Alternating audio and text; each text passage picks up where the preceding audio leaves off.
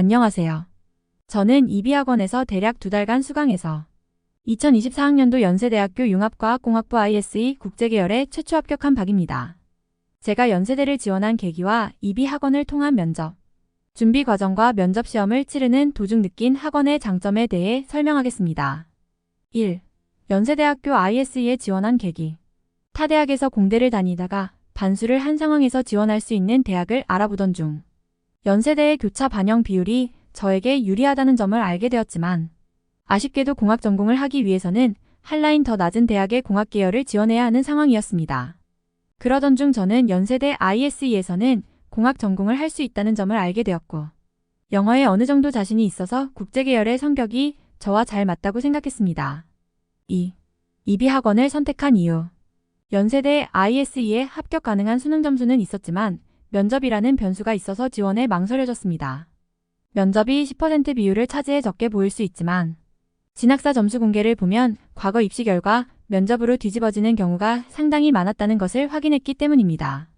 특히 저는 일반고를 다니며 현역 때부터 수능에 올인한 정시 파이터라 한 번도 대인 면접을 준비해본 경험이 없었을 뿐만 아니라 ISE 이거 학과임에도 ISE 면접의 국제계열 제시문들은 오직 문과 내용인 인문사회 내용만 나온다는 것도 큰 걸림돌이었습니다.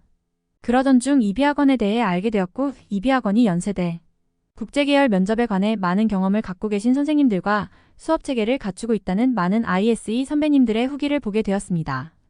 또한 이비학원 소수 5명 정원에 클래스 수업이 줌으로도 수업을 진행하여 이비학원에서 편도 1시간이 넘는 거리에 살고 있는 제가 굳이 매일 통학하는 수고를 들이지 않아도 된다는 점이 매력적이었고 줌 수업 방식이 연대 비대면 면접 실전 느낌에 오히려 도움이 될 것 같아 연대 지원을 결심하고 이비학원을 등록하게 되었습니다. 3. 이비학원 수업 과정. 연세대 면접을 대비하기 위해 저는 수능 성적이 나온 직후인 12월 중순부터 클래스 수업을 듣기 시작했습니다. 처음에는 면접을 준비해본 경험이 없어서 자신감도 떨어지고 정해진 시간 동안 제대로 된 답변을 하지 못하는 경우가 많았습니다. 하지만 선생님들께서 기출문제들과 예상문제들의 주제와 배경 지식에 대해 자세히 설명해 주시고 그와 관련된 모범 답안을 들으며 점차 실력이 늘어갔습니다. 또한 줌으로 수업을 하면서 다른 학생들의 답안도 듣게 되는데 제가 생각하지 못한 관점이나 근거들로 답변을 하는 것을 듣고 저의 답변을 수정해 나갈 수 있었습니다. 수업이 끝난 후에는 줌으로 수업한 영상을 이메일로 받게 되는데 영상을 보면서 제 답변의 부족한 점이나 잘한 점에 대해 스스로 피드백해 볼 수 있는 것도 이비학원만의 큰 장점으로 다가왔습니다. 특히 말하는 입장에서는 몰랐지만 저의 답변을 듣는 입장에서 어색한 부분들에 대해서 고칠 수 있었습니다. 그리고 1월에 이비학원 파이널 10회 수업 기간에는 더 다양한 선생님들이 들어오셨는데 기출문제 단골이던 도표에 대한 올바른 답변 태도에 대해 배울 수 있었으며 실전보다 긴 영어 지문도 공략하면서 영어 지문에 대한 공포도 없앴습니다. 파이널 기간에는 선생님들께서 두괄식으로 주장을 나열하며 자세하게 근거를 제시하는 방법 등 개개인의 답변에 대한 구체적인 피드백을 해주셨습니다. 또한 파이널 디데이에 가까워지면서 점점 더 다양한 주제를 접하면서 면접에 대한 자신감이 올라갔습니다. 수업시간 외에도 단톡방에 다양한 사회적 이슈를 주제별로 분류한 연대를 비롯한 대인 면접 기출문제나 예상문제를 올려주시는데 이 문제들을 가지고 집에서 음성 녹음을 하며 면접을 실전처럼 준비할 수 있었습니다. 연대 면접은 지문을 읽고 답변을 준비하는 시간이 8분이고 답변하는 시간이 5분이라 다소 촉박한 면이 있는데 12월 수업과 10번의 이비 파이널 수업을 통해 수업 시 많은 실전 연습을 하게 되면서 시간 관리 능력과 실전 감각을 키울 수 있었습니다. 4. 면접 직전. 면접 직전에 자유와 평등, 교육, 기술과 사회 등 주제별로 정리된 사회적 이슈와 관련된 탄 시리즈를 오쌤께서 단톡방에 올려주신 것을 보면서 면접장에 들어갔습니다. 이 시리즈가 도움이 되었던 이유는 그동안 수업에서 다뤘던 내용들을 한눈에 정리하며 이러한 주제들이 실전에서 나왔을 때 할 답변들을 시뮬레이션 할 수 있었기 때문입니다. 면접시험. 면접시험장에서 자신의 순서를 확인할 수 있었는데 저는 너무 앞도 뒤도 아닌 중간이었습니다.